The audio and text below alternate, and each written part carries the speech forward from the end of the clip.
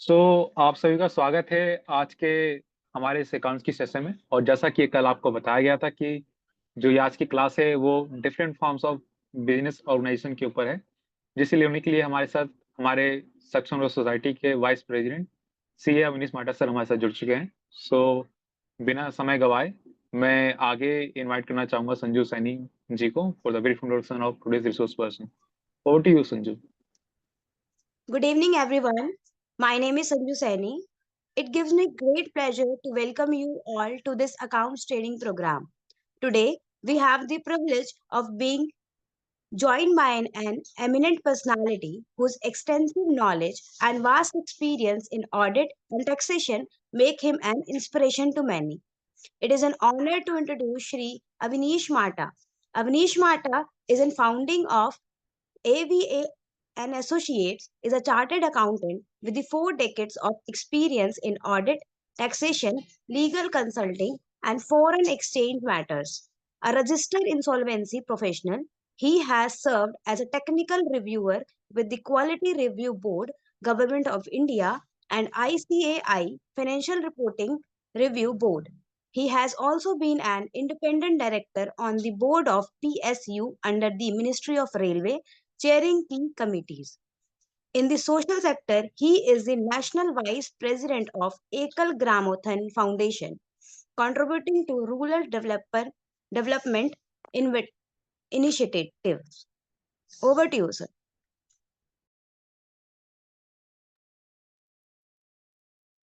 Thank you, Sanju. Thank you very much for introducing me, and thanks to Saksham Rozgar Society and Jyotika ji for giving us this opportunity to interact with the students here.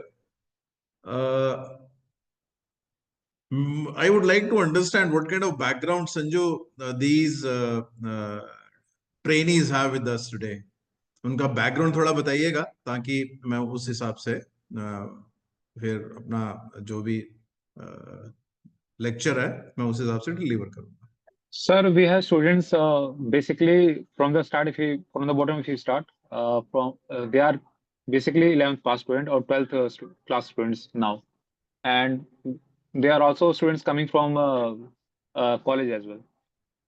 बढ़िया. बच्चे commerce background के हैं कि non commerce के भी हैं? There are also non-commerce background students here, sir. बहुत बढ़िया.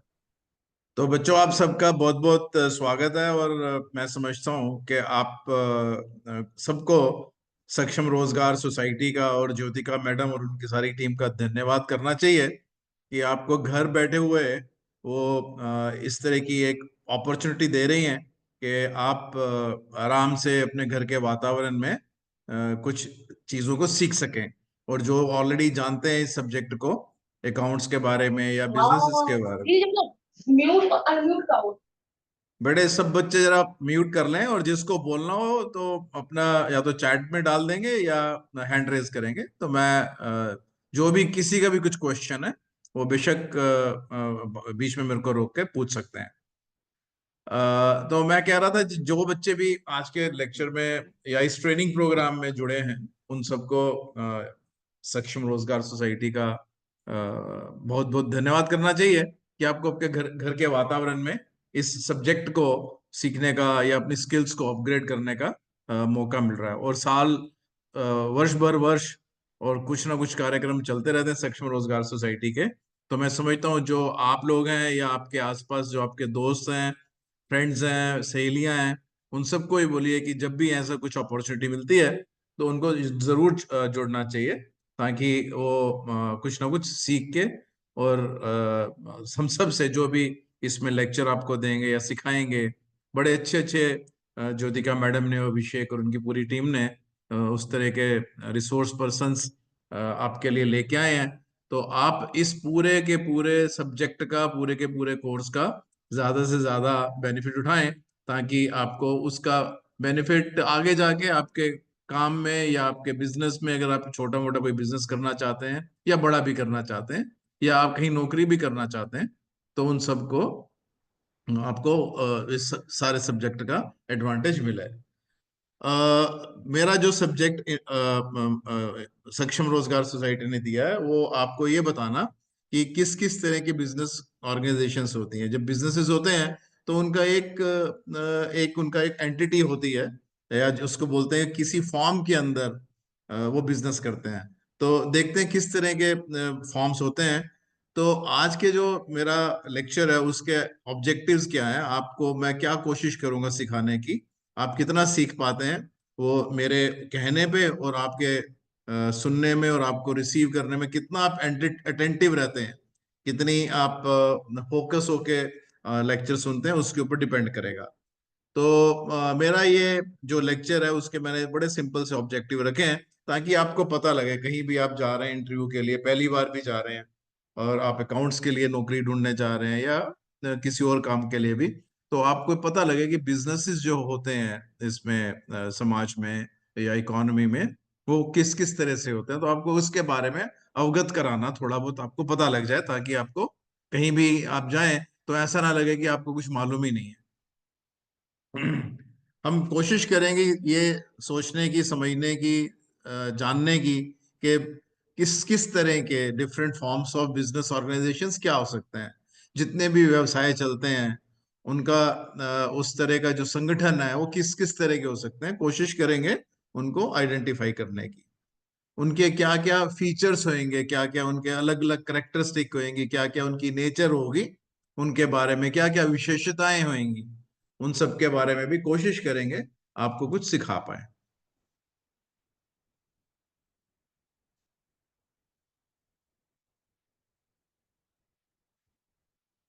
कोशिश ये भी करेंगे कि किस किस तरह के जो फॉर्म्स ऑफ बिजनेसेस हैं, ऑर्गेनाइजेशंस हैं, उनमें क्या क्या अलग अलग भिन्नताएं हैं, डिस्टिंग्विश्ड फीचर्स उसके क्या हैं। और अकाउंटिंग के बारे में बात करेंगे कि अगर कोई भी बिजनेस ऑर्गेनाइजेशन है, वो अगर एक इंडिविजुअल व्यक्तिगत रूप से चला रहा है, जिसको हम सो प्रोप्राइटर बोलते हैं, या जो कि एक कंपनी है या पार्टनरशिप है, उन सब की अकाउंटिंग के अंदर क्या क्या विशेषताएं हो सकती हैं, या क्या क्या क्या भिन्नताएं हो सकती है, उसके बारे में भी हम कोशिश करेंगे कि आपको कुछ सिखा पाए। और आप ये भी समझ सकते हैं कि कुछ तो बिजनेसेस होती हैं, और कुछ कुछ संगठन जो हैं, ऑर्गेनाइजेशंस जो हैं, वो नॉन बिजनेसेस वाले भी होते हैं, जो प्रॉफिट मोटिव से काम नहीं करते। जैसे बिजनेसेस हैं, उनका मोटिव होता है पैसा कमाना और लाभ कमाना। और जो नॉन प्रॉफिट गैर लाभकारी संगठन होते हैं या नॉन प्रॉफिट्स होते हैं, वो लाभ कमाने का उनका कोई ऑब्जेक्टिव नहीं होता। वो समाज को की सेवा के लिए या समाज में अपना योगदान देने के लिए, जैसे सक्षम रोजगार सोसाइटी है। तो सक्षम रोजगार सोसाइटी जो काम करती है, उसका उद्देश्य क्या है? उसका उद्देश्य ये है कि वो समाज में अपना कंट्रीब्यूशन दें, ताकि हमारे आसपास जो भी लोग हमारे सहायता पाने के इच्छुक हैं या पाने के लिए सहभागी हैं, उनको उस तरह से सहयोग करके उनको भी समाज में आगे बढ़ने का अवसर प्रदान करें। तो वो तो हो गई आपकी नॉन प्रॉफिट ऑर्गेनाइजेशंस या गैर लाभकारी संगठन। कुछ कुछ गैर लाभकारी संगठन जो है वो बिजनेसेस भी करती हैं, वो अलाउड भी होता है, पर उसका जो बेसिक जो भी उससे लाभ होगा उस बिजनेस को करने से, वो उसी काम के लिए, जैसे फॉर एग्जांपल कि कोई स्कूल है, वो स्कूल में बच्चों के ड्रेसेस बेचते हैं या किताबें बेचते हैं, तो एक तरह का वो बिजनेस भी करते हैं वो स्कूल। वो क्योंकि गैर सरकारी गैर लाभकारी होते हैं, नॉन फॉर प्रॉफिट होते हैं, एनजीओज होती हैं, इस करके जो भी किताबें बेचने से उनको लाभ होगा, वो उस स्कूल को चलाने के लिए यूज करेंगे। तो बिजनेसेस जो हैं वो लाभ कमाने के लिए काम करते हैं, या समाज के अंदर वेल्थ क्रिएशन का भी काम करते हैं।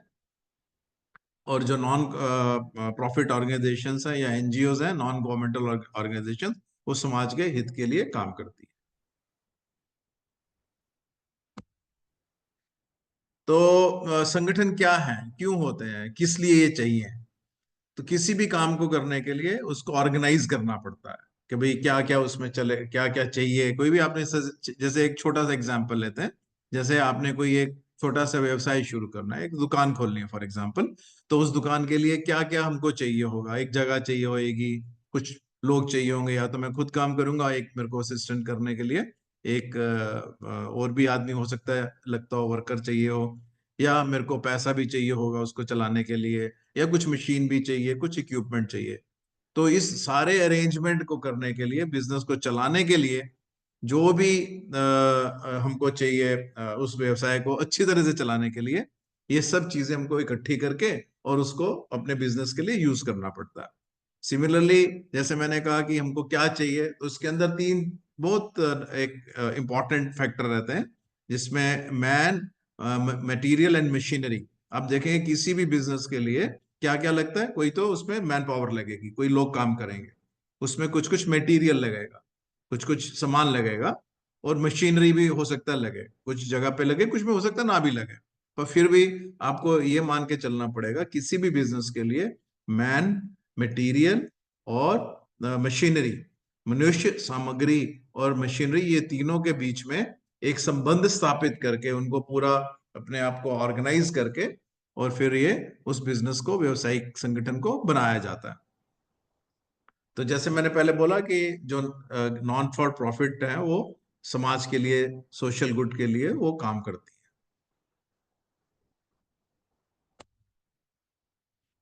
सो बिजनेस ऑर्गेनाइजेशन का अगर हम डेफिनेशन देखें तो क्या होगा, business organisation refers to all necessary arrangements required to conduct a business. जैसे मैंने कहा कि कौन किस तरह की अरेंजमेंट सर को चाहिए, कैसे चाहिए, पैसा कहाँ से आएगा, जगह कहाँ पे मिलेगी, लोग कैसे मिलेंगे उस बिजनेस को चलाने के लिए, इस सब को ऑर्गेनाइज करने का काम बिजनेस ऑर्गेनाइजेशन बोला जाता है।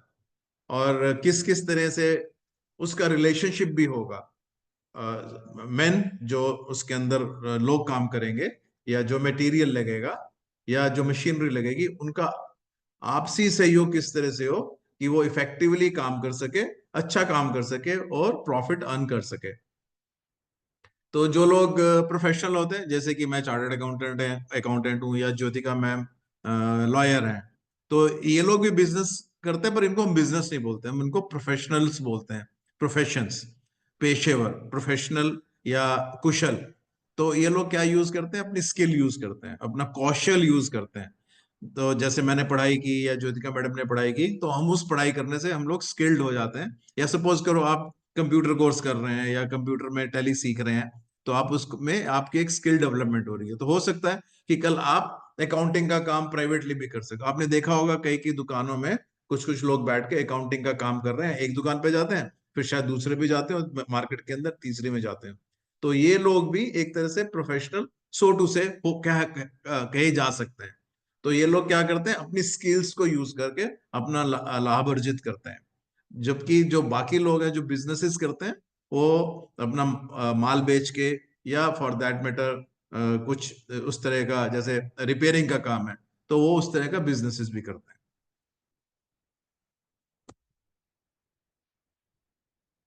सो जैसे मैंने कहा, ये पूरा अरेंजमेंट है जो भी इस अरेंजमेंट को फॉलो करके एक बिजनेस को बनाता है। अरेंजमेंट क्या, आपसी सामान, मशीनरी और व्यक्ति, इन सब को जोड़ के, कैपिटल लगा के, ये जो प्रोसेस करता है, जो जो अरेंजमेंट ये बनता है, उसको हम लोग बोलते हैं कि एक बिजनेस बन गया, या एक बिजनेस व्यवसायिक संगठन बन गया, या बिजनेस ऑर्गेनाइजेशन बन गई। किसी का कुछ क्वेश्चन हो तो मेरे को रोक सकता है बीच में, ठीक है? चलिए, बिजनेस में कुछ कुछ करेक्टरिस्टिक्स होती हैं, जैसे डिस्टिंक्ट ओनरशिप, अलग। फॉर एग्जाम्पल, मैं आपको एक छोटा सा एग्जाम्पल देता हूँ। जैसे एक दुकान है, उस दुकान के अंदर आपके हो सकता है घर के आसपास भी हो, उस दुकान के अंदर एक, उस दुकान का मालिक है। तो वो दुकान का मालिक जो उसको दुकान को चलाता है, वो उसका मालिक तो है, पर जब बिजनेस करेगा, वो उस बिजनेस का जो रख रखाव है, वो उसकी पर्सनल लाइफ से अलग होगा। फॉर एग्जाम्पल, दुकान के अंदर जैसे उसने कुछ पैसा डाला और वहां पे कुछ सामान डाला, सामान बेचा, सामान बेच के उसको कैश आया, तो वो जो कैश आया या जो पैसा आया, नकदी आई या बैंक में पैसा गया, वो उसका पर्सनल पैसा भी हो सकता है, नहीं भी हो सकता। उसको मैं नेक्स्ट स्लाइड में आपको एक्सप्लेन फर्दर कर दूंगा। तो जो वो पैसा कमाएगा, उसको बिजनेस के लिए अलग से उसको अकाउंट फॉर करना चाहिए, करते कर वो ऑर्गेनाइजेशन बिजनेस जो व्यवसाय है वो करेगा। उस दुकान के अंदर अगर उसको अपने पैसे, अपना घर खर्च करने के लिए पैसा चाहिए, तो वो उसको विड्रॉ करेगा, पर वो पैसा ऐसा माना जाएगा कि वो पैसा बिजनेस का ही है। और जो जितने भी बिजनेसेस हैं वो लॉफुल बिजनेसेस होने चाहिए। जैसे फॉर एग्जांपल स्मगलिंग है, स्मगलिंग हो कहने को बिजनेस है, बट व्हेन वी जब हम इसको व्यवसायिक संगठन के बारे में बात करेंगे तो हम ये नहीं कहेंगे कि स्मगलिंग करना या चोरी चकारी करना वो एक बिजनेस है। इट इज बिकॉज ये इलीगल है, जो जो लीगल रूप से अलाउड नहीं है। इस करके जितने भी बिजनेस ऑर्गेनाइजेशंस हैं उनको हम बिजनेस ऑर्गेनाइजेशंस इसलिए बोलेंगे क्योंकि वो लॉफुल बिजनेस करेंगे, इलीगल काम नहीं करेंगे। दूसरा, उसका जो सेपरेशन है, जैसे सरकार के बिजनेसेस हैं, तो सरकार का बिजनेस, सरकार की जो कंपनियां हैं या सरकार का जो अपना प्रबंधन है, उन दोनों में डिस्टिंक्शन होगा। इसको थोड़ा और एक्सप्लेन करेंगे जब मैं कंपनीज के बारे में बात करूंगा तो आपको बताऊंगा। और ये जितने भी बिजनेस ऑर्गेनाइजेशंस हैं वो या तो गुड्स में डील करेंगे या सर्विसेज। जैसे मैंने बोला, गुड्स में जैसे दुकान में सामान बेचना है या फैक्ट्री के अंदर प्रोडक्शन करते हैं और उस प्रोडक्शन के बाद में उस माल को बाजार में बेचते हैं, तो वो डीलिंग इन गुड्स हो गया। और डीलिंग इन सर्विसेज, जैसे मैंने बोला कि एक वर्कशॉप है जो रिपेयर करता है, जो टेलीफोन की रिपेयर करता है या कुछ और भी वेल्डिंग का काम है, तो ये भी क्योंकि सर्विसेज दे रहा है तो वो एक इसको ये भी बिजनेसेस का एक फॉर्म हो सकता है। ऐसे ही चार्टर्ड अकाउंटेंट्स की बात हमने की या लॉयर्स की बात की, आर्किटेक्ट्स की, ये सब भी सब क्योंकि सर्विसेज दे रहे हैं तो ये भी एक बिजनेस का फॉर्म है। सो ये करेक्टरिस्टिक्स हैं, उनकी स्पेसिफिक नेचर है इस बिजनेस ऑर्गेनाइजेशंस की। जैसे फॉर एग्जांपल कि मैं चार्टर्ड अकाउंटेंट हूं, तो मैं जब अपने ऑफिस में काम करूंगा या मैं किसी और बिजनेस को सर्विस दूंगा तो वो एक तरह से मेरा व्यवसायिक संगठन हो गया या मेरा अपना व्यवसाय हो गया। अपने घर के लिए अगर मैं कुछ बना रहा हूँ, जैसे मैंने अपने घर की ही कंस्ट्रक्शन की, मैं सपोज मेरा काम है कि मैं घर कंस्ट्रक्ट करता हूँ, तो अगर मैं अपना पर्सनल घर बना रहा हूँ तो वो मेरा बिजनेस नहीं कहलाएगा, क्योंकि वो मेरा अपना अपने लिए कर रहा हूँ। जब मैं किसी दूसरे के लिए काम करूंगा, उसको किसी कोई माल को बेचूंगा या उनको कोई सर्विस दूंगा, तो वो बिजनेस का फॉर्म माना जाएगा। और सबसे इंपॉर्टेंट बात यह है कि ये जितने भी बिजनेसेस हैं वो एक बारी के लिए नहीं होते, कॉन्टिन्यूशन में होते हैं। जिसको हम बोलते हैं साल दर साल चलते रहेंगे। आज एक दुकान की, उस दुकान को हम कई साल तक चलाएंगे या बिजनेस बदल भी सकते हैं, बट मूल जो उसका तात्पर्य है कहने का, ये बिजनेसेस को जैसे मैंने एक बारी में कुछ माल लिया बाजार से और आके किसी को बेच दिया, अगर वो मैंने एक बारी किया, दो बारी किया, तो वो बिजनेस नहीं कहलाएगा। वो तो भाई एक बारी काम किया और काम खत्म हो गया। पर अगर वही काम, मैं वही माल कहीं बाजार, सदर बाजार गया या मार्केट में गया, वो मैं ला के रोज बेचता हूँ, मंडी में गया, बड़ी कारखाने में गया, वहां से मैं माल लेके आया और मैं रेगुलरली उसको बेचता हूँ, तो वो बिजनेसेस कहलाएगा। पर एक आध बारी में किया, दो बारी में किया, चार बारी में किया, जिसकी मेरी इंटेंशन नहीं है रेगुलर करने की, वो बिजनेस नहीं कहलाएगा। बिजनेस के अंदर एक सबसे बड़ी जो खूबी है या जो बोलते हैं उसका जो एक आयाम है, वो ये कि बिजनेस में रिस्क होता है। रिस्क क्यों होगा? कि साहब प्रॉफिट हुआ तो हो सकता है कहीं नुकसान भी में भी सामान बेचना पड़े। मार्केट से 100 रुपए का सामान लिया, बाजार से, सदर बाजार से लेके आया, बड़ा सारा सामान ले आए लाके, और वो बेचने की कोशिश की, बिक नहीं रहा है, तो वो बेचा मैंने जाके 90 रुपए में, 80 रुपए में। तो वो रिस्क भी है उसके अंदर, हो सकता है ना बिके, हो सकता है माल खराब हो जाए। तो बिजनेस इसके अंदर एक रिस्क होता है। जिस बिजनेस में रिस्क नहीं है वो बिजनेस मेरे को लगता नहीं है ऐसा कोई बिजनेस हो। हर एक बिजनेस में रिस्क कुछ ना कुछ होता है। तो जो भी काम करने वाला है, जो भी व्यवसाय चलाता है, चाहे वो कंपनी है चाहे वो प्रोप्राइटर है, उसको ये मान के चलना पड़ेगा कि बिजनेस करने में रिस्क है, पर मेरे को उस रिस्क को रिड्यूस करना है, कम करना है। उसके हर एक बिजनेस के हिसाब से जो रिस्क है, जो उसका एंटरप्रेन्योर है, जो उसको चलाता है, उसको मालूम है मेरे को अपना बिजनेस का जो रिस्क है उसको कैसे कम करना है, और मैं ऐसा क्या करूं कि मेरा रिस्क कम से कम हो जाए और मेरा प्रॉफिट जो है वो उस बिजनेस में रहे। हम देखते हैं किस किस तरह की और बिजनेस ऑर्गेनाइजेशंस होती हैं। कुछ तो प्राइवेट ऑर्गेनाइजेशंस होती है, कुछ गवर्नमेंट की कंपनियां भी होती हैं। आपने देखा होगा कि गवर्नमेंट की कंपनीज में जैसे आपके घर में पावर सप्लाई आती है यूपीसीसीएल से, Uttar Pradesh power corporation limited से, या और भी आपने देखा होगा भारत इलेक्ट्रॉनिक्स है, या MTNL है, महानगर टेलीफोन निगम, ये सब सरकारी कंपनियां होती हैं। और कुछ प्राइवेट ऑर्गेनाइजेशंस होती हैं, जैसे कि टाटा की कंपनी है, रिलायंस है, जिसका जियो है ना, तो वो सब प्राइवेट ऑर्गेनाइजेशंस होगी। ऐसे ही प्राइवेट बिजनेसेस भी होते हैं, जैसे आपके घर के आसपास दुकान है या छोटी फैक्ट्री है, या पार्टनरशिप फर्म्स भी हो सकती हैं। वो क्या होती हैं बात करेंगे अभी। या कुछ जॉइंट फैमिली बिजनेसेस हो सकते हैं कि फैमिली के लोग मिलकर बिजनेस चला रहे हैं। या कुछ जॉइंट स्टॉक कंपनीज, जो बड़ी कंपनियां भी होती हैं, छोटी भी हो सकती हैं, बड़ी भी होती हैं। या कुछ कोऑपरेटिव सोसाइटीज होती हैं, वो क्या होती हैं आगे एक स्लाइड में पूरी बात करेंगे। पर इस स्लाइड को बताने का मतलब सिर्फ इतना ही है कि किस किस तरह की बिजनेस होती हैं, प्राइवेट ऑर्गेनाइजेशंस कैसी होती हैं और गवर्नमेंट ऑर्गेनाइजेशंस कैसी होती हैं। तो गवर्नमेंट के अंदर कुछ कॉरपोरेशंस भी होती हैं, जैसे कि लाइफ इंश्योरेंस कॉरपोरेशन थी, अभी तो कंपनी बन गई। पर वो जो कॉरपोरेशंस हैं, वो सरकार पार्लियामेंट के द्वारा या स्टेट गवर्नमेंट अपने संविधानिक रूप से उसको बनाती हैं, एक्ट लॉ पास करके। गवर्नमेंट कंपनियां जो हैं वो कंपनीज एक्ट के अंदर सरकार के उसके अंदर ज्यादा हिस्सेदारी ज्यादा होती है। जैसे मान लीजिए कि 51% से 50% से ज्यादा उसके अंदर सरकार की हिस्सेदारी है, तो उसको हम गवर्नमेंट कंपनी बोलेंगे या PSU, पब्लिक सेक्टर यूनिट्स बोलेंगे। ठीक है। और प्राइवेट ऑर्गेनाइजेशंस में सोल प्रोप्राइटर हो सकती है, जैसे मैंने कहा, तो एक से अधिक लोग मिलके पार्टनरशिप फर्म बना सकते हैं, या फैमिली के लोग मिलके जॉइंट बिजनेस भी करते हैं, या जॉइंट स्टॉक कंपनी, जिसको कंपनी नॉर्मल प्राइवेट लिमिटेड या पब्लिक लिमिटेड भी हो सकती है। और कोऑपरेटिव सोसाइटी, जैसे कि कुछ लोग जो हैं वो एक ही तरह का काम करते हैं। फॉर एग्जाम्पल, जैसे कुछ फार्मर हैं या कुछ ऐसे लोग हैं जो एक ही तरह का प्रोडक्शन करते हैं, या जो टिपिकल एग्जांपल मैं आपको अगर बताऊं, तो हो सकती है जैसे सब्जी बेचने वाले हैं, तो वो लोग अपनी एक कोऑपरेटिव बना के सब लोग इकट्ठा जो प्रोड्यूस करते हैं वो ले आते हैं एक जगह पे, या उस कोऑपरेटिव सोसाइटी में ले आएंगे, उसको वो बेचेंगे, और उसमें जो भी प्रॉफिट होगा वो सब आपस में बांटेंगे। वो भी, उसका भी एक लॉ होता है, वो आगे आपको मैं बताऊं।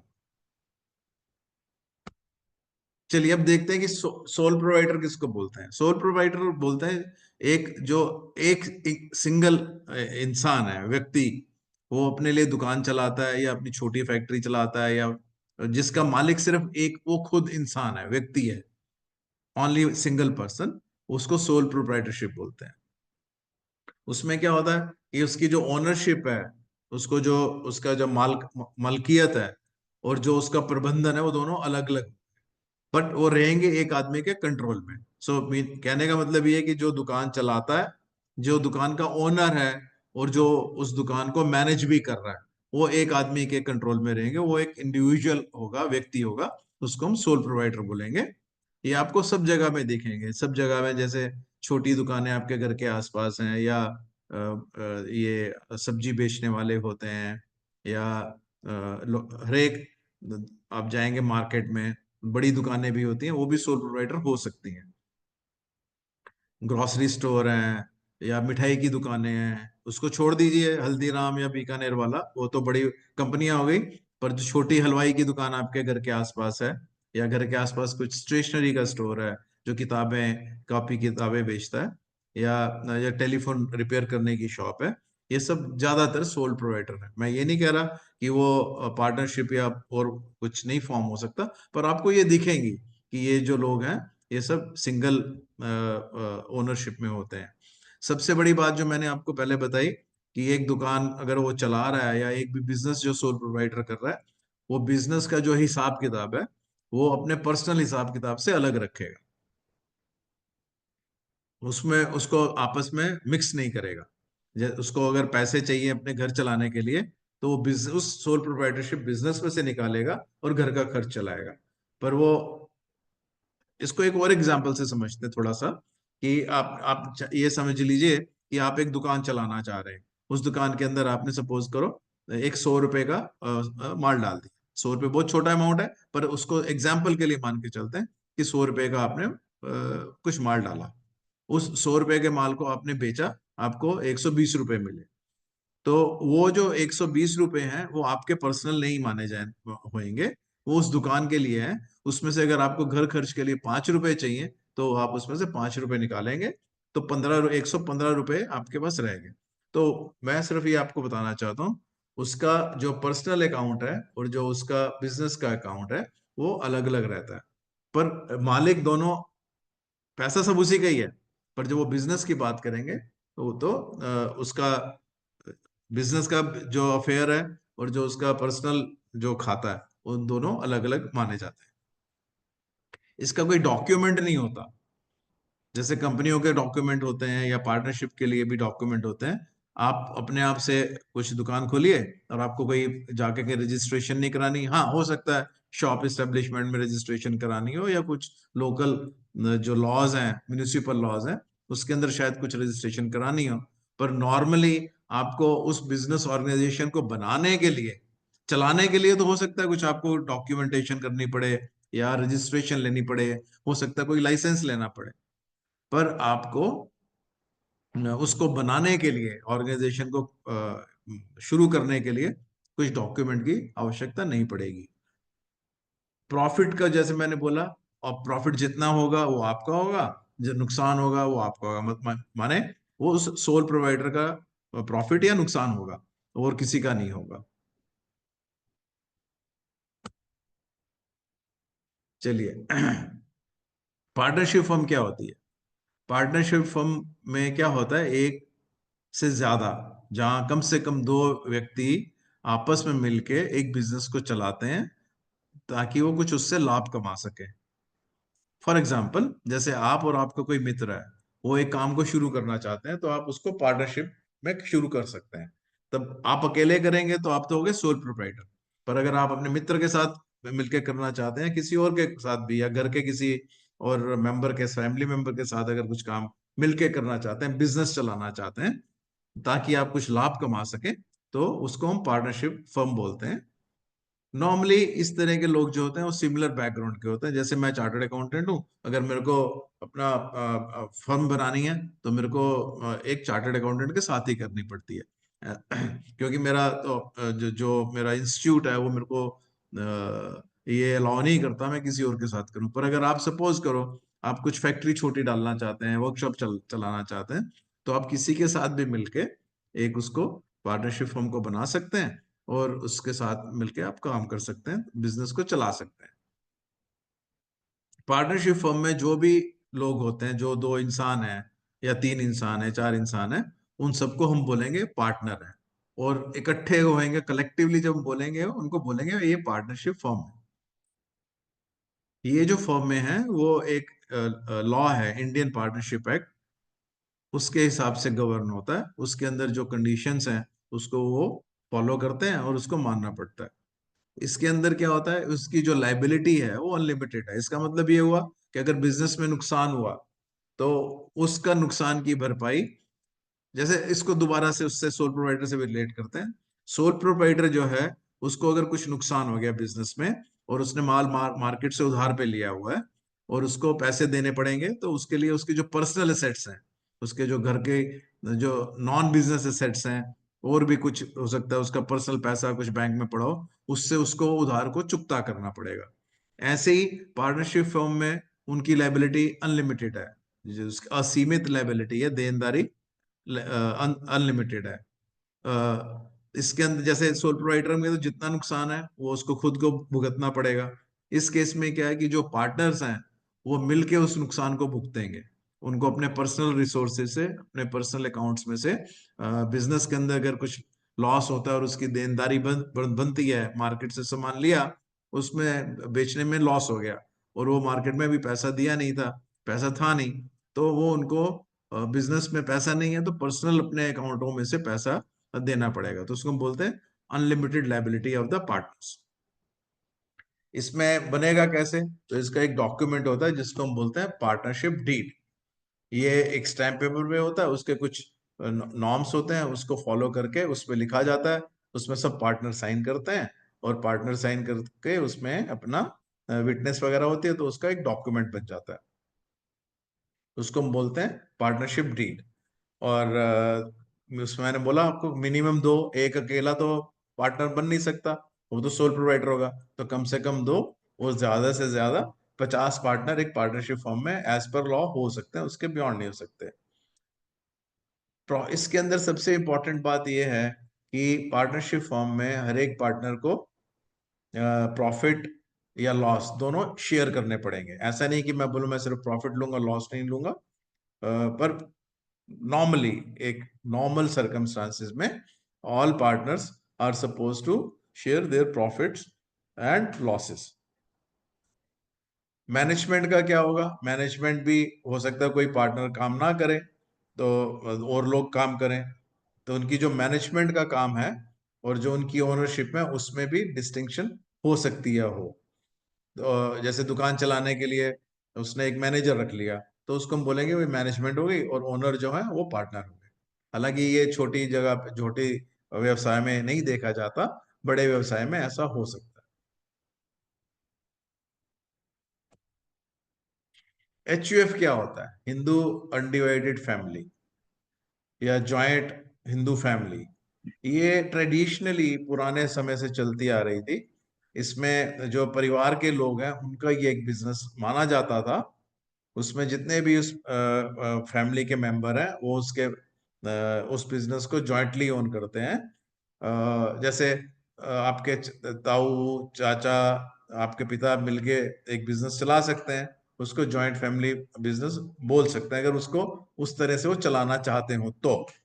और पार्टनरशिप भी कर सकते हैं, पर पार्टनरशिप करेंगे तो वो पार्टनरशिप एक्ट के अंदर 1932 का जो मैंने आपको लॉ बताया उसके हिसाब से उनको बिजनेस करना पड़ेगा। पर हिंदू अनडिवाइडेड फैमिली में ऐसा कुछ नहीं है, वो मिलजुल के ज्वाइंट फैमिली के अंदर बिजनेस कर सकते हैं। और जो उस बिजनेस को हेड करेगा, जो मैनेज करेगा, उसको हेड ऑफ द फैमिली को हम बोलते हैं कर्ता। बहुत कम देखने को मिलेंगे, पर ये एक कंसेप्ट है, आपको सिर्फ बताने के लिए मैं बता रहा हूँ ताकि आपको कोई पूछे तो आपको ऐसा लगे ये क्या होता है, HUF क्या होता है, या जॉइंट हिंदू फैमिली बिजनेस क्या होती है, हिंदू अनडिवाइडेड फैमिली बिजनेसेस क्या होते हैं। इसलिए मैं आपको सिर्फ ये बता रहा हूँ, ज्यादा आपको देखने को मिलेगा नहीं। ये जो अपने हिंदू लॉ है, हिंदू सक्सेशन एक्ट है, या जो भी इनहेरिटेंस लॉ है उसके हिसाब से ये गवर्न किया जाता है। इसमें भी लाइबिलिटी जो है अनलिमिटेड है। अगर कुछ नुकसान होता है HUF को तो जो उसके मेंबर्स हैं उस HUF को उसका भरपाई उनको पर्सनल अपने रिसोर्सेज से करनी पड़ेगी। इसको बनाने के लिए कोई डॉक्यूमेंट नहीं होता ये, क्योंकि एक इनफॉर्मल सेटअप होता है। तो इसके लिए जैसे पार्टनरशिप में तो एक पार्टनरशिप डेट चाहिए, इसके लिए ऐसा कोई भी डॉक्यूमेंट लॉ में नहीं बताया गया है ही नहीं। और इसमें प्रॉफिट कैसे डिस्ट्रीब्यूट होगा? जो करता है, जो हेड ऑफ द फैमिली है, वो डिसाइड करेगा कि मैं किसको कितना पैसा दूं, पर बाकी जो मेंबर हैं उनका राइट टू मेंटेनेंस उसमें रहेगा। वो उससे अपना खर्चा घर चलाने के लिए या अपने आप को परिवार चलाने के लिए वो ले सकते हैं। एक चीज और आपको समझना चाहिए, ये जो अगर हिंदू अनडिवाइडेड फैमिली है उसके अंदर लड़कियों का, चाहे वो मैरिड हो चाहे अनमैरिड हो, उन सबका भी अभी राइट्स लॉ के हिसाब से मिलता है। तो ऐसा कुछ हो तो आप उसका, स्पेशली जो लड़कियां, वो ध्यान रखें। मेरे को लगता है कि हमारे आजकल के परिवारों में ऐसे कुछ बिजनेसेस हैं, पर अगर कभी हैं तो आपको ये थोड़ा सा ध्यान में रखना चाहिए। चलिए, अभी हम आते हैं कंपनी में। सोल प्रोवाइडर देख लिया, एक व्यक्ति। पार्टनरशिप, एक से ज्यादा व्यक्ति मिलके वो काम को करेंगे। फिर हमने जॉइंट हिंदू फैमिली की बात की। अब उसके बाद हम देखते हैं जॉइंट स्टॉक कंपनी क्या होती है। ये कंपनियां क्या होती हैं? ये वॉलेंट्री एसोसिएशन होती हैं। आप कुछ लोग मिलके एक कंपनी बनाते हैं, अपने मन से बनाते हैं, कि कोई फोर्स नहीं कर रहा कि आपको ये बनानी है। और ये जो लोग हैं कुछ पैसा इकट्ठा करके उस कंपनी में डालते हैं, उसको हम बोलते हैं capital. So they contribute capital in the company, ताकि उस कंपनी के जितने भी ऑब्जेक्टिव हैं, जो भी ऑब्जेक्टिव है कि साहब मैंने ये बिजनेस करना है, कंपनी ने बनी, उसमें ये डिसाइड किया गया कि मेरे को कंस्ट्रक्शन का काम करना है, या मेरे को एक टेलीफोन बनाना है, या फॉर दैट मैटर स्टेशनरी का काम करना है, उस कंपनी में किताबें पब्लिश करनी है, तो उस कंपनी को वो क्रिएट करेंगे। तो उसमें कुछ पैसा डालेंगे, तो जो वो मेंबर्स जो पैसा डालेंगे उस कंपनी को बनाने में, उसको हम बोलते हैं वो शेयर होल्डर्स हैं या मेंबर्स हैं। फॉर एग्जांपल, जैसे कंपनी और तीन तरह की कंपनियां हो सकती हैं। एक तो प्राइवेट लिमिटेड कंपनीज होती हैं, आपने देखा होगा, लिखा होगा XYZ प्राइवेट लिमिटेड, इसमें कम से कम 2 लोग चाहिए बनाने के लिए और ज्यादा से ज्यादा 200 लोग बना सकते हैं। पब्लिक लिमिटेड कंपनी, जो बड़ी कंपनियां हैं आप देखते होंगे, जैसे रिलायंस इंडस्ट्रीज लिमिटेड है या टाटा की कंपनियां, वो लिमिटेड कंपनियां हैं, उसमें कम से कम 7 लोग चाहिए बनाने के लिए, और ज्यादा से ज्यादा लाखों लोग तक हो सकते हैं। जैसे रिलायंस के तो लाखों शेयर होल्डर्स हैं, मेंबर्स हैं। और तीसरी एक और कंपनी है 1% कंपनी। ये जो कंपनी है वो सिर्फ एक ही आदमी ओन करता है, उसको हम बोलते हैं 1% कंपनी। फर्क क्या होता है 1% कंपनी, क्योंकि हमने पहले बिजनेस की बात की सोल प्रोवाइडर्स की, वो भी एक सिंगल आदमी है। पर 1% कंपनी में जो लाइबिलिटी है, सपोज करो नुकसान होता है सोल प्रोवाइडर को, तो उसको अपने पर्सनल पैसे से उस नुकसान की भरपाई करके मार्केट के अंदर पैसा देना पड़ेगा। पर 1% कंपनी का एडवांटेज ये होता है कि अगर नुकसान होता है उस कंपनी में, कोई डील करता है उस कंपनी से, कोई माल सप्लाई करता है और वो पैसा नहीं दे पाता OPC या 1% कंपनी, तो उसकी जो पर्सनल एसेट्स हैं, जो उसका पर्सनल बैंक के अंदर पैसा पड़ा है, वो रिकवरी, जो जिसने पैसा लेना है वो रिकवरी नहीं कर सकती। अभी तक किसी को कुछ क्वेश्चन हो तो आप पूछ सकते हैं।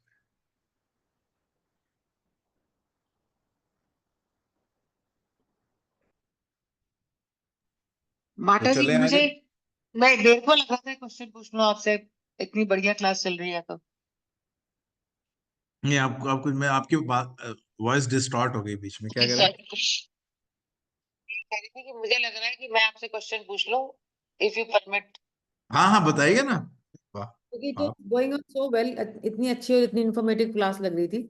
2 सवाल तक जो आपने बताया उससे संबंधित मेरे ध्यान में आ रहे हैं। हाँ पहला जी। सवाल तो ये जो HUF की आपने बात की कि daughters are also member of HUF, Hindu अन्य हाँ हाँ बिजनेस जी। है, तो क्या हाँ, by default being a daughter member बन जाती है या नेम्ड होने से ही नहीं मेंबर नहीं, by default, by by default. Default?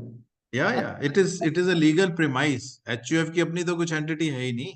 ठीक ठीक, तो परिवार का हिस्सा है तो वो HUF हाँ मेंबर बन जाती है। हाँ हाँ, बिल्कुल बिल्कुल, उसके लिए ना कोई डॉक्यूमेंट चाहिए ना कुछ चाहिए, कुछ नहीं चाहिए, ओके, है ना। तो जस्ट बाय बर्थ मेरे को लगता है वो 2006 की जो 6 अमेंडमेंट, में, हाँ जी, हाँ हाँ, उससे बिल्कुल ये ठीक। इसमें ये वो हुआ होगा। नहीं, उससे पहले भी क्या था, वो तो मैरिड डॉटर्स के ऊपर आ गया ना 2006 में। नहीं अनमैरिड डॉटर डॉटर्स तो पहले ही उनका नहीं, राइट था। बाय डिफॉल्ट तो डॉटर्स सक्सेशन में उसी से आते हैं, 2006 हाँ, की अमेंडमेंट। पर एक दूसरा जो मेरा सवाल जो आपने उनके बारे में बताया, लिमिटेड लाइबिलिटी पार्टनरशिप की, वो लाइक में लिमिटेड, उस पे तो मैं अभी आया ही नहीं। सॉरी सॉरी, फिर देन आई स्टॉप हियर। अभी मैं उस पे आया नहीं। जी जी, चले आगे चले। हाँ प्लीज। ठीक ठीक।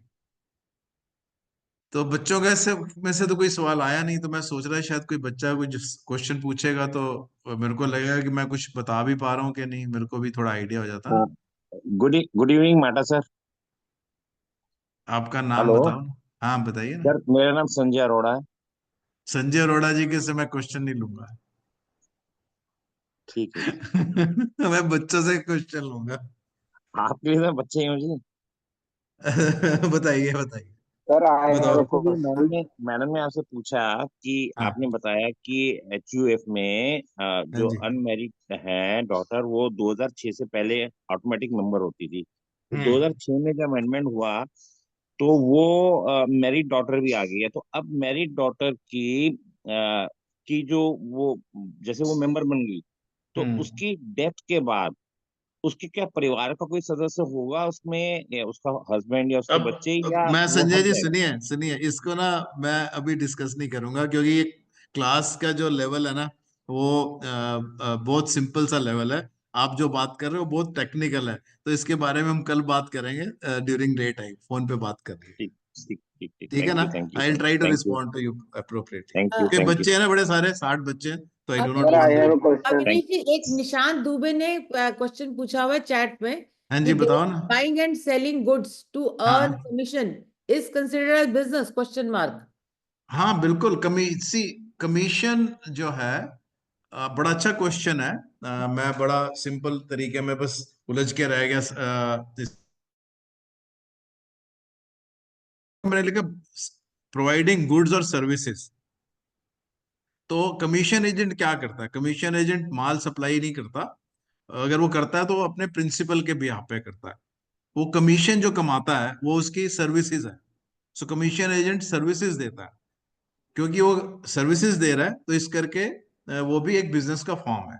आप देखेंगे कुछ कुछ जो एजेंसीज हैं, वो हो सकता है पार्टनरशिप में भी चलती हो सकता है सोल प्रोवाइडर हो सकता है कोई जॉइंट स्टॉक कंपनी भी हो, जो सिर्फ एजेंसी का काम करती है, जिनका काम है कि प्रिंसिपल्स को रिप्रेजेंट करना और उनके बिहाफ पे माल को बेचना, उनको सिर्फ कमीशन मिलता है। तो बिजनेसेस का फॉर्म, कमीशन एजेंट का फॉर्म भी बिजनेसेस ऑर्गेनाइजेशन में हो सकता है। ठीक है निशांत? और एक सर, एक क्वेश्चन विक्की का है। हाँ जी। सर, जो ओनर है वो कंपनी के प्रॉफिट का कुछ हिस्सा अपने हाँ, लिए यूज करता है, तो हम उस खर्चे को कंपनी के बुक्स में कहाँ रिकॉर्ड करेंगे? कंपनी का जो मेंबर है, मैं क्योंकि जॉइंट स्टॉक कंपनी में हूँ, हम्म। तो उस कंपनी का जो शेयर होल्डर या मेंबर है, वो उसका पैसा नहीं है। हम्म। करेक्ट। तो मैं अभी इससे नेक्स्ट स्लाइड में जाता हूँ Vicky, I will try to cover that there. Okay. Partnership का जो और पैसा है, एक और क्वेश्चन भी है, मतलब चैट में डले हुए, एंड ऑल्सो जीएसटी मैं एक्चुअली मेरे इन यूज, मतलब बाद में ले लेंगे इनको क्वेश्चन। मैं इसलिए नहीं उसको शेयर रहा क्योंकि मेरे को थोड़ा सा, मैं जब चैट पे जाता हूँ तो मेरी पीपीटी हट जाती है। कोई बात नहीं, हम तो मैं मतलब एंड में, बाद में हाँ, ले लेंगे अभिषेक, हाँ, बाद में सारे क्वेश्चन ले सारे लेंगे। क्वेश्चंस बाद में हाँ, बाद लेंगे में ले लेंगे, बिफोर हाँ। We close. I think because, Dilip ने हैंड रेज कर रखा है, ही वांट्स हाँ टू हाँ, आस्क कोई समथिंग। नहीं, बाद में फिर। बेटा एक बार ही कर लेंगे अभिषेक, क्योंकि ना मैं जब चैट में बीच में गया ना, तो मेरी यहाँ से वो पीपीटी हट गई, फिर मेरे को दोबारा उसमें आना पड़ता है। So okay just sir, give me, okay. I try to wrap up in next 10 minutes and then we can take the questions. Okay. So sir, okay. तो जितनी भी ये कंपनीज हैं जिनको हम जॉइंट स्टॉक कंपनीज बोलते हैं, वो कंपनीज एक्ट 2013 में गवर्न होती हैं, और वो प्राइवेट लिमिटेड हो सकती हैं या पब्लिक लिमिटेड हो सकती हैं। ये जो कंपनियां हैं, ये इनको हम बोलते हैं ये आर्टिफिशियल पर्सन्स हैं, जो लॉ के द्वारा बनाई गई हैं। आर्टिफिशियल पर्सन का मतलब ये हुआ कि जैसे मैं और आप कोई चीज खरीद सकते हैं, या मैं प्रॉपर्टी ले सकते हैं, या बैंक अकाउंट खोल सकते हैं, ऐसे ही कंपनियां भी खोल सकती हैं। इनका जो नेचर है, वो एक तरह से उनका एक अपनी पर्सनालिटी बन जाती है। वो आर्टिफिशियल पर्सन्स कहे जाते हैं, जो कंपनीज एक्ट में बनने के बाद में जब उनको सर्टिफिकेट ऑफ इनकॉर्पोरेशन मिल जाता है सरकार की तरफ से, तो वो उनको आर्टिफिशियल पर्सन का एक उनका एक आइडेंटिटी बन जाती है। इन कंपनीज के जो मेंबर होते हैं, उनकी लायबिलिटी जो है वो लिमिटेड होती है। हमने बात की सोल प्रोवाइडर की, पार्टनरशिप फॉर्म के अंदर पार्टनर्स की, जॉइंट हिंदू फैमिली के बिजनेसेस में उनके मेंबर्स की, उनकी लायबिलिटी अनलिमिटेड थी। मतलब कि अगर कुछ नुकसान होता है बिजनेस में, और उस नुकसान को वो देनदारी रह जाती है उस बिजनेस के अंदर, तो उनको पार्टनर को या उस सोल प्रोवाइडर को अपने पर्सनल रिसोर्सेज से देनी पड़ेगी। जबकि इस केस में जो वो कंपनी के अंदर एक मेंबर है, तो उनकी जो लायबिलिटी है वो लिमिटेड है। उनकी लायबिलिटी लिमिटेड का मतलब क्या है कि अगर कंपनी को नुकसान होता है और उनको मार्केट के अंदर पैसा देना पड़ जाता है, नुकसान होगा तो पैसा उनके पास नहीं है, और मार्केट में अगर उन्होंने उधार पे माल उठाया तो दैट मीन्स उनको पैसा देना पड़ेगा। पर कंपनी के केस में मेंबर्स को जितना उन्होंने पैसा कैपिटल के लिए दिया, सपोज करो उन्होंने 1,000 रुपए की कैपिटल के शेयर खरीदे हैं, या 50,000 के खरीदे, या 10,000 के, 1 लाख के, 10 लाख के, उनकी लायबिलिटी उससे ज्यादा नहीं हो सकती। उसी जो उन्होंने कैपिटल लगाई है, उसी में से उस देनदारी का भुगतान किया जाएगा। उनके पर्सनल जो रिसोर्सेज हैं उसके ऊपर कोई आंच नहीं आएगी। इसलिए ये कहा जाता है कि कंपनी के जो मेंबर्स या शेयर होल्डर्स हैं, उनकी लायबिलिटी लिमिटेड है। तो बनती कैसे है ये कंपनी? जैसे हमने बोला, पार्टनरशिप के अंदर तो पार्टनरशिप डीड चाहिए, सोल प्रोवाइडर को कुछ नहीं चाहिए। कंपनी को बनाने के लिए कुछ डॉक्यूमेंट चाहिए होते हैं, उनको हम बोलते हैं memorandum of association and articles of association. इसका एक प्रोसेस होता है, तो ये प्रोसेस करने के बाद में वो रजिस्ट्रार ऑफ कंपनीज के पास जमा होते हैं डॉक्यूमेंट, और उसके बाद में रजिस्ट्रार देखता है कि वो सब ठीक है, तो वो एक सर्टिफिकेट इशू करता है, उसको हम बोलते हैं certificate of incorporation. That means वो कंपनी एग्जिस्टेंस में आ गई। इसमें जो प्रॉफिट होता है वो कैसे डिस्ट्रीब्यूट करेंगे? अभी क्वेश्चन किया ना कि किसी बच्चे ने, कि साहब विक्की ने शायद किया था, कि ये प्रॉफिट कैसे निकालेंगे। सोल प्रोप्राइटर तो अपने गले में से पैसा निकालेगा और यूज कर लेगा, तो वो जो प्रॉफिट निकाल सकता है। पार्टनरशिप फर्म के अंदर जो पार्टनरशिप डीड के अंदर कंडीशंस हैं उसके हिसाब से वो प्रॉफिट निकाल सकते हैं पार्टनर्स। पर कंपनी के केस के अंदर जो डिस्ट्रीब्यूशन है उसको हम बोलते हैं डिविडेंड। शेयर्स के ऊपर डिविडेंड मिलता है, जैसे आप बैंक में डिपॉजिट रखते हैं उसके ऊपर इंटरेस्ट आता है, पर शेयर्स के ऊपर अगर कंपनी को प्रॉफिट होता है और अगर डायरेक्टर चाहें वो उस प्रॉफिट को डिविडेंड के शेप में डिस्ट्रीब्यूट कर सकते हैं। अदरवाइज मेंबर्स का अपने आप से कोई उनके उसके ऊपर कोई राइट नहीं है जब तक कि डायरेक्टर्स उसको डिक्लेयर ना करें, बोलते हैं डिविडेंड डिक्लेयर करना। ठीक है। इस कंपनी का जो मैनेजमेंट है उसको इसमें देखिए बड़ा अच्छा स्ट्रक्चर है। पहले तो क्या हुआ, मालिक हैं कुछ, उनको शेयर होल्डर बोलेंगे।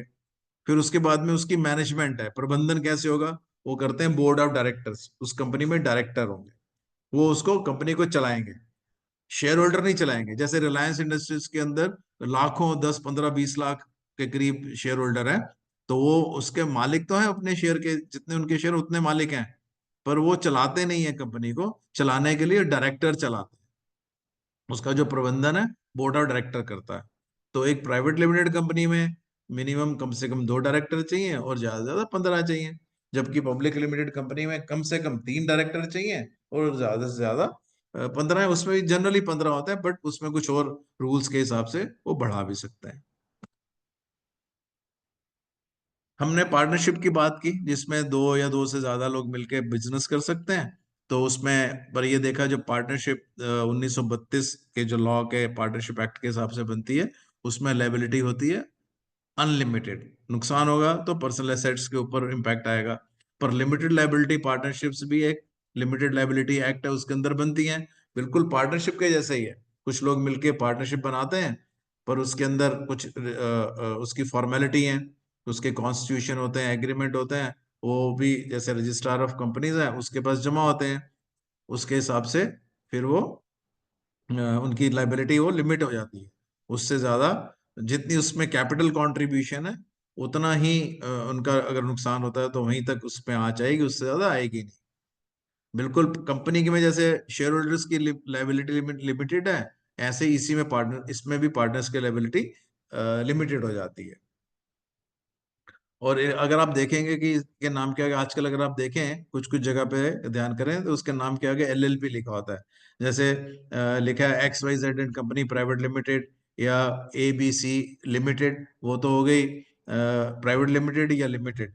फिर ए भी हो सकता है कि PQRLLP, करेक्ट, तो वो LLP है। उस अगर आप देखेंगे किसी कंपनी के नाम, किसी बिजनेस के नाम के आगे LLP लिखा हुआ, तो आपको ये समझ में आ जाना चाहिए कि ये ना तो कंपनी है, ना ये पार्टनरशिप है, ना ये सोल प्रोप्राइटरशिप है। ये तो ना तो प्राइवेट लिमिटेड है ना लिमिटेड कंपनी है, ये तो लिमिटेड लायबिलिटी पार्टनरशिप है। चार्टर्ड अकाउंटेंट मेरे जैसे लॉयर्स हैं, जैसे मैडम के जैसे, या आर्किटेक्ट्स हैं, या इस तरह के कोई और भी कर सकता है, उससे कोई मनाही नहीं है। कोई उसमें सर्विस दे सकता है, कोई उसने उसमें सेल परचेज भी कर सकता है, इस एंटिटी में कोई इसके अंदर फैक्ट्री भी चला सकता है, दुकान खोल सकता है, वगैरह वगैरह। उसमें कोई लिमिट वो नहीं है, पर नॉर्मली प्रोफेशनल से इसको LLP बनाते हैं। पर आपको कभी ऐसा मौका लगे कि किसी ने आपको इंटरव्यू के लिए बुलाया, वो फैक्ट्री है उसकी, उसके नाम क्या है LLP है, तो आपको उसमें कोई ऐसा सोचने का विषय नहीं है कि यार ये तो सिर्फ लॉयर्स या चार्ट अकाउंटेंट करते हैं। मैंने जैसे बोला कि उसके अंदर कोई भी बिजनेस कर सकते हैं जो लॉफुल बिजनेस है। जितने भी बिजनेस ऑर्गेनाइजेशन है, जैसे मैंने पहले आपको बोला, अगर वो लॉफुल काम करते हैं, इलीगल काम नहीं करते, वो सब बिजनेस ऑर्गेनाइजेशन बना सकते हैं। ऐसी लिमिटेड लायबिलिटी पार्टनरशिप कंपनियां, पार्टनरशिप फर्म या सोल प्रोवाइडर, इन सबको लॉफुल काम ही करना है, लीगल काम करना है, इलीगल काम नहीं करना। इसमें भी प्रॉफिट शेयरिंग होती है, ऐसे ही लॉसेस भी शेयर करते हैं वो इनके। जैसे उसमें पार्टनरशिप डीड होती है, इसमें इसमें LLP एग्रीमेंट होता है। उस एग्रीमेंट के हिसाब से जो भी पार्टनर्स का आपस का डिसीजन हुआ, इससे एग्रीमेंट हुआ, उसके हिसाब से वो प्रॉफिट या लॉसेस को शेयर करेंगे। इसकी जो मैनेजमेंट है, इसका जो प्रबंधन है, वो पार्टनर्स खुद भी कर सकते हैं, पर नीचे मैनेजर, सीनियर मैनेजर वगैरह भी रह सकते हैं, करते हैं। बट नॉर्मली ये जाता है, माना जाता है कि LLP के जो मैनेजमेंट है वो उसके पार्टनर्स ही करेंगे। उनको बोलते हैं डेजिग्नेटेड पार्टनर। सिर्फ आपको बता रहा हूँ, ज्यादा सोचने का विषय नहीं है आपके लिए। मैक्सिमम कोई लिमिट नहीं है इसमें management partners, I mean partners बनाने की, पर कम से कम 2 डेजिग्नेटेड पार्टनर होने जरूरी है। चलिए अब आते हैं कोऑपरेटिव सोसाइटी। कोऑपरेटिव सोसाइटीज, मैंने आपको पहले बीच में बोला था कि जो लोग कॉमन तरह का काम करते हैं, जैसे एक ही तरह का काम करते हैं, जैसे आप देखिएगा हथकरघा का काम करते हैं, हैंडीक्राफ्ट का काम करते हैं सब लोग इकट्ठे मिलके इकट्ठे हुए, या अपना नाम सुना होगा लिज्जत पापड़। तो लिज्जत पापड़ जो है वो एक कोऑपरेटिव के फॉर्म में चलाया जाता है। उसके अंदर जो लोग काम करते हैं वो अपना लेबर भी देते हैं, मीन्स अपना श्रमदान करते हैं। उसके अंदर मटेरियल भी लेके हो सकता है लेके आते हो, और वो सब मिलजुल के अपना अपना काम करके एक जगह पे इकट्ठे होके उस चीज को उस जो प्रोडक्ट को वो बेचते हैं। कुछ कुछ बस सर्विसेज भी हमने देखी कोऑपरेटिव सोसाइटी के फॉर्म में। तो ये होती क्या है? कोऑपरेटिव सोसाइटीज का एक लॉ है, उसको बोलते हैं कोऑपरेटिव सोसाइटीज एक्ट। ये स्टेट का लॉ होता है। इसमें कम से कम 10 लोग जो हैं वो होने चाहिए, वो इकट्ठे मिलके, जैसे कंपनियां बनाते हैं वैसे ही कोऑपरेटिव सोसाइटी, पर इसके थोड़ा गवर्नेंस अलग होती है। इसका जो रख रखाव का तरीका है, लीगल उसकी जो फॉर्मेलिटीज हैं वो डिफरेंट होंगी कंपनी के हिसाब से के मुकाबले। उसका एक रजिस्टर ऑफ कोऑपरेटिव सोसाइटी होता है, जैसे रजिस्टर ऑफ कंपनीज एक कंपनीज को रजिस्टर करता है, रजिस्टर ऑफ कोऑपरेटिव सोसाइटीज को रजिस्टर करता है। ये ऐसा माना जाता है कि जो कोऑपरेटिव सोसाइटीज हैं ये अपने मेंबर्स को ही कोई सर्विसेज देते हैं, मेंबर्स से परचेज करके बेचते हैं, पर माना जाता, पर ऐसा नॉर्मली होता नहीं है। आपने देखा हो कहीं की कोऑपरेटिव स्टोर है, पहले दिल्ली में जैसे सुपर बाजार वगैरह थे, तो ये एक कोऑपरेटिव स्टोर होते थे, उसके कुछ लोग मेंबर होते थे, वो बाजार से माल लेते थे उस स्टोर में। इसमें प्रॉफिट का जो एलिमेंट होता है वो बड़ा थोड़ा होता है। इनका जो इनका ऑब्जेक्टिव है, उद्देश्य कोऑपरेटिव सोसाइटीज का ये है कि ये प्रॉफिट उतना ही कमाएंगे कि अपने आप को चला सके, प्रॉफिट को बढ़ाना इनका एम नहीं होता।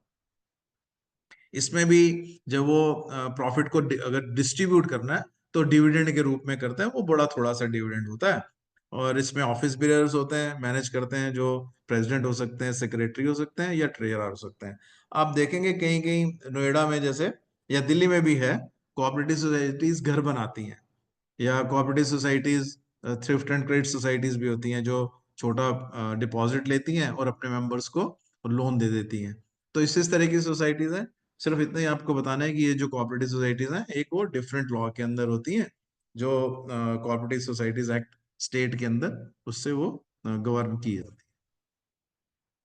है। शुरू में मैंने जिक्र किया गैर लाभकारी संस्थाएं, नॉट फॉर प्रॉफिट एंटिटीज। ये जो चैरिटेबल ट्रस्ट होते हैं, सोसाइटीज या कंपनीज भी हो सकती हैं। चैरिटेबल ट्रस्ट आपने देखा होगा कहीं कहीं डिस्पेंसरीज खुली हुई हैं, या कहीं कहीं लैब खुली हुई हैं जो अपना खून की जांच करती हैं, तो वो ट्रस्ट होती हैं। कुछ कुछ सोसाइटीज भी हो सकती हैं जो चैरिटेबल हो सकते हैं, जो जैसे सक्षम रोजगार सोसाइटी है, तो ये एक चैरिटेबल सोसाइटी है। ऐसी कंपनीज भी हो सकती हैं, वो एक कंपनीज एक्ट में सेक्शन 8 होता है, उसको बोलते हैं कि ये नॉट फॉर प्रॉफिट कंपनी है। Clubs, association, chamber of commerce, आपने नाम सुना होगा पीएचडी चैम्बर ऑफ कॉमर्स का, या फिक्की का, federation of Indian chambers of commerce and industry. Noida में भी चैम्बर ऑफ कॉमर्स हैं। इस तरह की ये जो एंटिटीज हैं ये नॉट फॉर प्रॉफिट होते हैं। क्लब्स भी होते हैं कुछ कुछ, या एसोसिएशंस हैं कुछ कुछ, जैसे गारमेंट एक्सपोर्टर्स की एसोसिएशन है, या और इंडस्ट्रियल एसोसिएशन है। नोएडा के अंदर एंटरप्रेन्योर्स की एसोसिएशन है।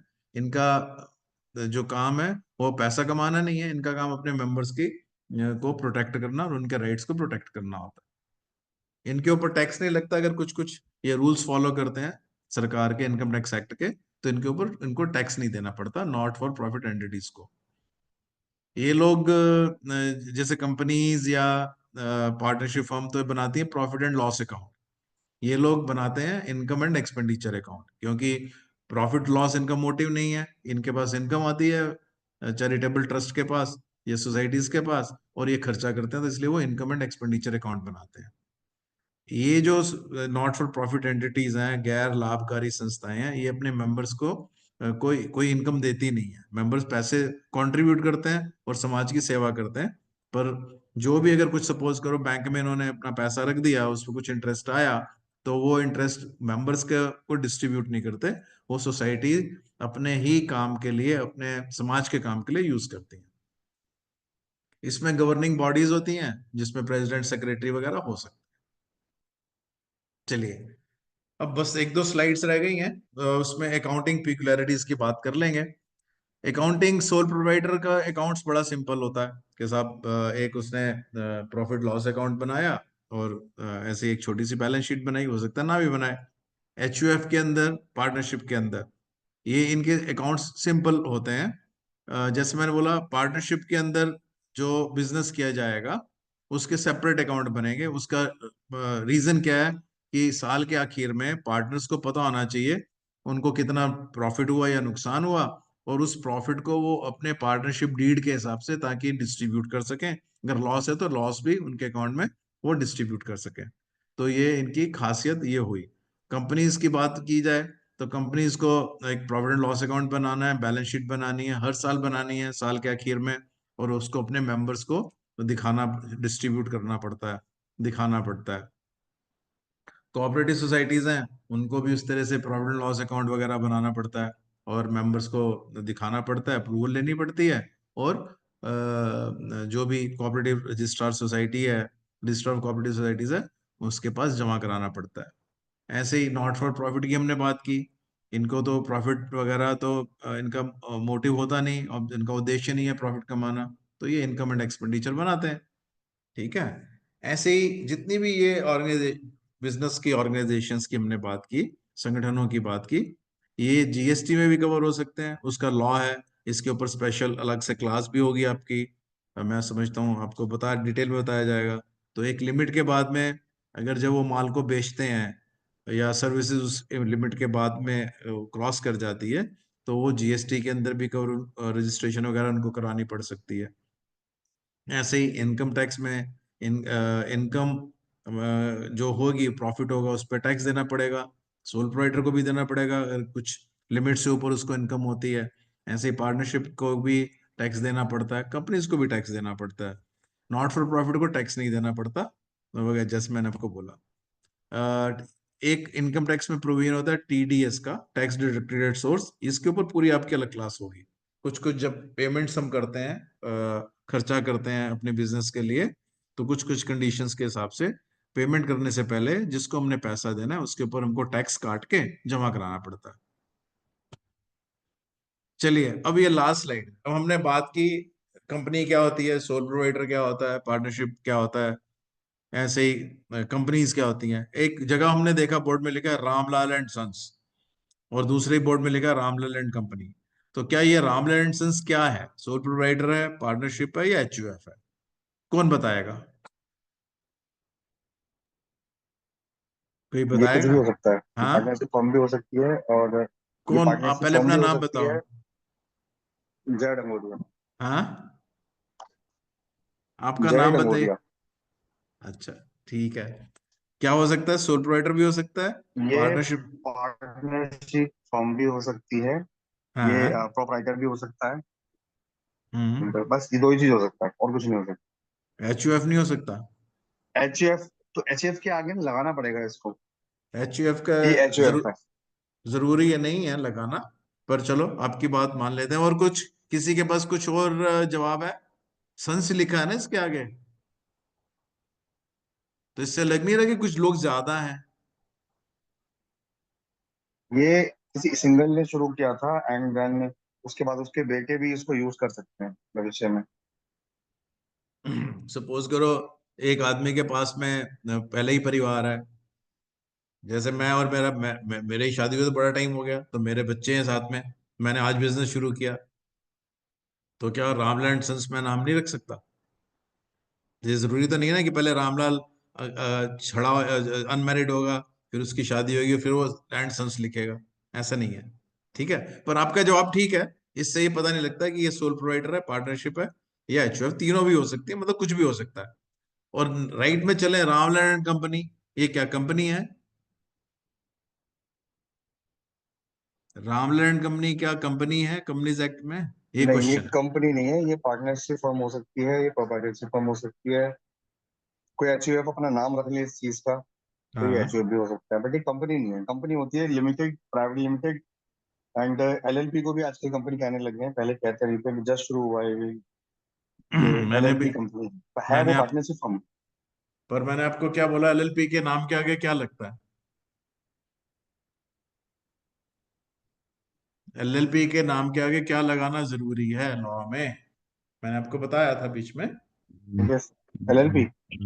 हाँ, तो अगर ये LLP है तो इसका नाम होगा रामलाल एंड कंपनी LLP।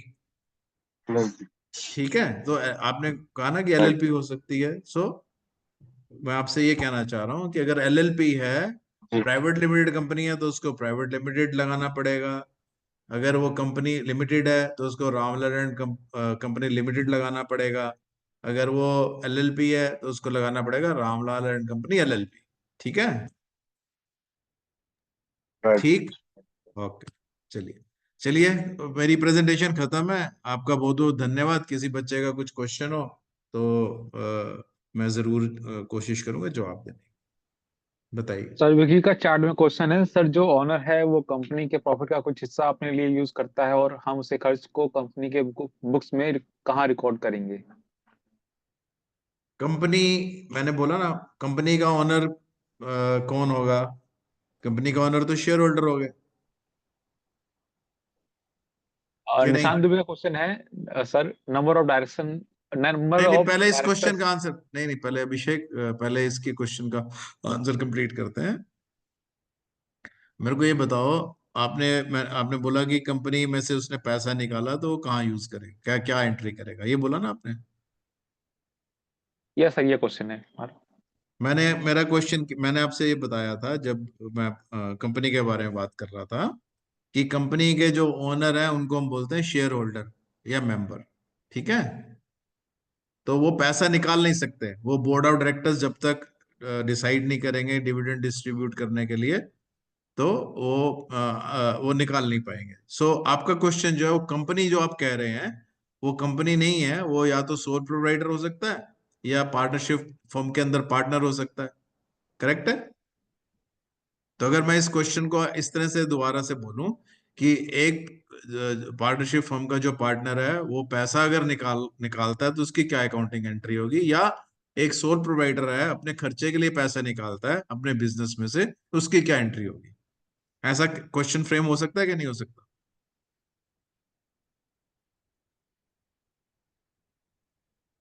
कहाँ गए भैया?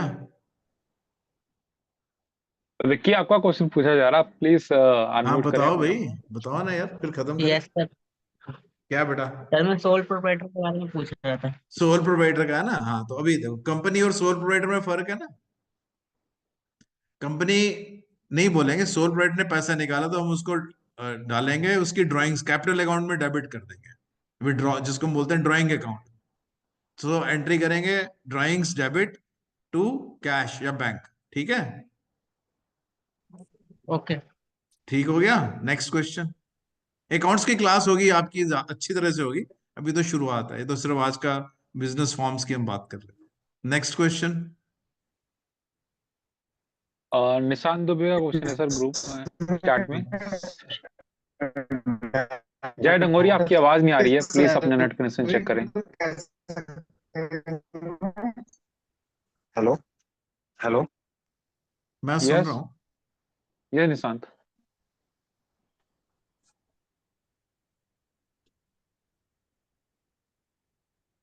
चैट के तो क्वेश्चन मैंने, और ऑल्सो GST उद्यम, पैन कार्ड उद्यम इन यूज इन HUF। ठीक है, चलिए। सर जी ओनर, ये क्वेश्चन का आंसर हो गया। Number of director sir in company, ये मैंने एक जगह बता दिया था आपको, मेरी PPT में है। After marriage daughter being still member of HUF, उसका राइट है हेलो HUF सर, की प्रॉपर्टी में। निशांत, मेरा क्वेश्चन है कि अगर कंपनी प्रॉफिट नहीं कमाती तो बेटा आपका आवाज ही नहीं आ रही बीच में। कंपनी प्रॉफिट नहीं हेलो। कमाती तो क्या? ये क्वेश्चन है सर, कंपनी को लॉस होता है तो गवर्नमेंट को फिर टैक्स पे करना होगा? Answer is no. अगर इनकम नहीं है तो टैक्स नहीं देना, लॉस में टैक्स नहीं देना बेटा। इनकम टैक्स की क्लास आपकी दोबारा से पूरी होगी।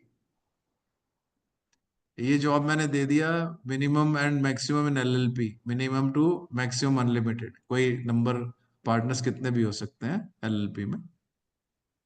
अगर मैंने और मेरे दोस्त ने एक कॉन्ट्रैक्ट खरीदा, जैसे घर बनाना हो, और अगर उसमें ज्यादा काम करूं तो मुझे कितना प्रॉफिट होगा? ये अजय का क्वेश्चन है कि मेरे को कितना प्रॉफिट होगा।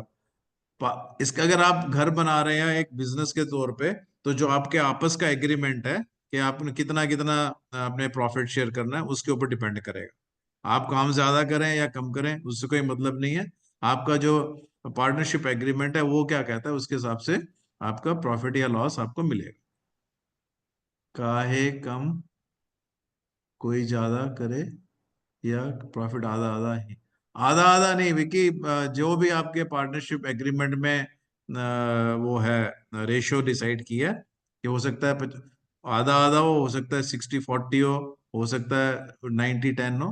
ये आपके एग्रीमेंट के ऊपर डिपेंड करेगा। हमारे प्रॉफिट पार्टनरशिप डीड पे डिपेंड करता है, ना कि देखिए किसी ने जवाब भी दे दिया। वाह, तो बच्चे इंटेलिजेंट है आज आपके ग्रुप के। वाह। School also like cooperative society limited liability partnership, ये क्वेश्चन मेरे को समझ नहीं आया। हाँ, स्कूल नॉर्मली सोसाइटीज में होते हैं, कोऑपरेटिव सोसाइटीज में नहीं होते। स्कूल्स जो है, सुनिए ना, स्कूल्स जो है वो जो रेगुलेशंस है उसके हिसाब से सोसाइटी रजिस्ट्रेशन एक्ट में रजिस्टर होता है। एलएलपी की full form Anjali Kumari, limited liability partnership. बेटा मैंने बताया, लो विक्की ने जवाब दे दिया, very good very good. This I think I need not take it further. So इस इस अपने टीडीएस का फुल फॉर्म क्या बताया? Tax deducted at source. चलिए, एचयूएफ हिंदू अनडिवाइडेड फैमिली। अरे वाह, तान्या ने तो बता भी दिया। Tax, very good. Sole provider and HUF.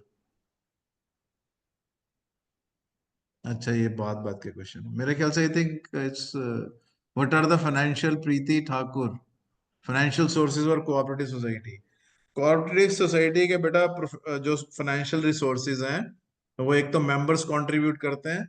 Cooperative societies can borrow money from the banks also, और जैसे बाकी एंटिटीज फाइनेंशियल रिसोर्सेज लेती हैं, वैसे कोऑपरेटिव सोसाइटीज भी ले सकती हैं। कुछ कुछ रेगुलेशंस है, उनको फॉलो करना। मुझे मिल गया आंसर। सर, एलएलपी में पार्टनरशिप क्या किसी कंपनी से अलग है?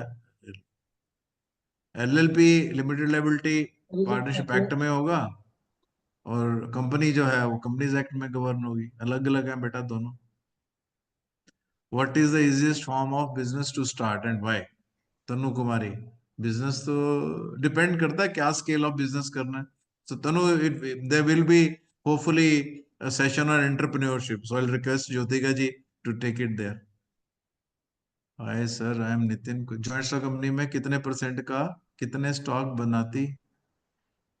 इसमें कोई लिमिट नहीं है नितिन, कितनी शेयर कैपिटल हो सकती है, अनलिमिटेड है। अभी ये देखिए ना, बड़ी बड़ी कंपनी है, टाटा है, रिलायंस है, इंडियन ऑयल है, इतनी बड़ी बड़ी कंपनी है, इसमें कोई रिस्ट्रिक्शन नहीं है, कितने भी हो सकते। So I think I have try to answer everybody's question. In case somebody else is left तो आप मेरे को बता दीजिए, नहीं तो मैं फिर क्लोज करता हूँ। धन्यवाद, thank you very much.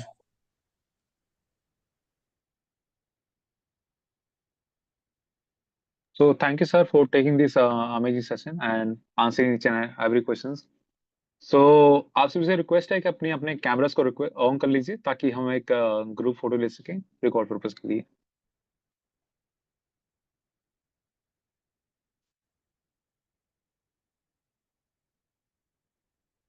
So thank you. In the meanwhile आप सभी अपने अटेंडेंस को चैट बॉक्स में डाल सकते हैं, जैसा कि आपको अपना नाम लिखना है और अपने नंबर से लास्ट के 3 डिजिट्स लिखने हैं। और आपसे गुजारिश है कि जो ये अटेंडेंस है, जब मैं आपको बोलूं तभी आप डालें, उससे पहले डाली गई अटेंडेंस मैं कंसीडर नहीं कर पाऊंगा, सॉरी उसके लिए। So now like to request our president for producing mass this session. Over to you ma'am. Thank you Abhishek. और माटा जी, बहुत बहुत आपका धन्यवाद। बिल्कुल एक कहानी की तरह चल रही थी स्टोरी।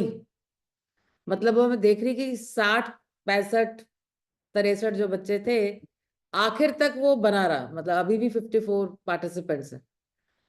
तो और मुझे इतना अच्छा लगा कि सभी बच्चों के लिए मैं कहना चाहती हूँ कि कैसे अपनी पढ़ाई को अपनी प्रैक्टिकल जीवन के साथ जोड़ा जाता है।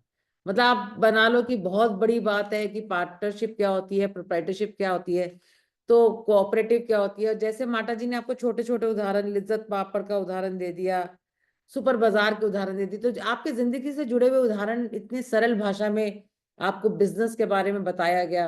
और आपकी एंटरप्रेन्योरशिप, आप खुद से बिजनेस शुरू करना चाहें तो उसकी भी एक छोटी सी नींव आज की आपकी इस क्लास में रही। मैं हमारे, क्योंकि आज पार्टिसिपेंट्स जो बैठे हुए हैं उसमें से बहुत सारे क्लासेस भी लेने वाले हैं। विक्की है, ओम जी है, सीए ममता श्रेष्ठ है, अभिषेक है। तो मैं इन सबको ये कहना चाहती हूँ कि आज की क्लास एक मॉडल क्लास थी। क्लास कैसे ली जाती है, तो आज आप इस क्लास को बेस बना के अपनी क्लास को उस तरह से तैयार कर सकते हैं। और माता जी का प्रोफाइल जब मैं सुन रही थी, एक चार्टर्ड अकाउंटेंट तो है ही, और इतने बड़े कॉलेज से ग्रेजुएशन रही इनकी, एसआरसीसी से, इंसॉल्वेंसी प्रोफेशनल भी हैं, और क्वालिटी रिव्यू बोर्ड के मेंबर भी, और इंडिपेंडेंट डायरेक्टर भी रहे हुए हैं।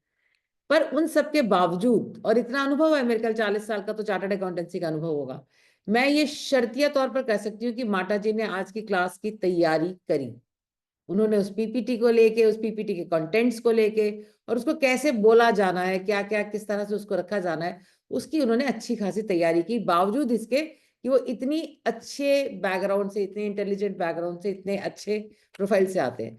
तो मतलब जो पूरी बातचीत का निष्कर्ष जो निकाला जा सकता है कि there is no shortcut to hard work. मतलब आपको भी अगर इतनी अच्छी एक क्लास प्रेजेंट करने का मन करता है तो आपको उस क्लास के साथ बहुत अच्छे से तैयारी करनी पड़ेगी। बहुत बहुत धन्यवाद माता जी। आपकी हर क्लास अपनी पिछली क्लास से बेटर होती है। मतलब एक नया बेंचमार्क आप सेट करते हैं, और सक्षम रोजगार सोसाइटी के लिए एक बहुत खुशी और बहुत गर्व का विषय है कि आप जैसे लायक लोग हमारे साथ जुड़े और हमारे सभी बच्चों को एक तरह की सेंस देते हैं कि इंटेलिजेंस क्या होती है, नॉलेज क्या होता है, ज्ञान क्या होता है।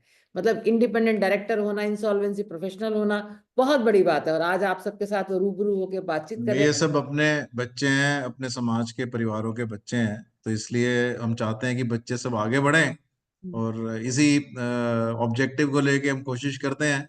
और आपने ठीक कहा कि जब भी हमको कुछ भी क्लास लेनी पड़ती है, कहीं भी लेनी पड़ती है, तो तैयारी तो करनी पड़ती है डिस्पाइट ऑफ द फैक्ट। और हाँ, ये मैं समझता हूँ मेरे 2-3 बारी आपने मेरे को ये सेशन दिया, और एवरी टाइम हर बारी मेरे को पढ़ना पड़ता है हाँ, पढ़ाने से पहले। ठीक, वही वही। तो Abhishek, over to you. So thank you ma'am for your valuable remarks, and I'd like to invite Radha Arya for a word of thanks. Over to you, Radha.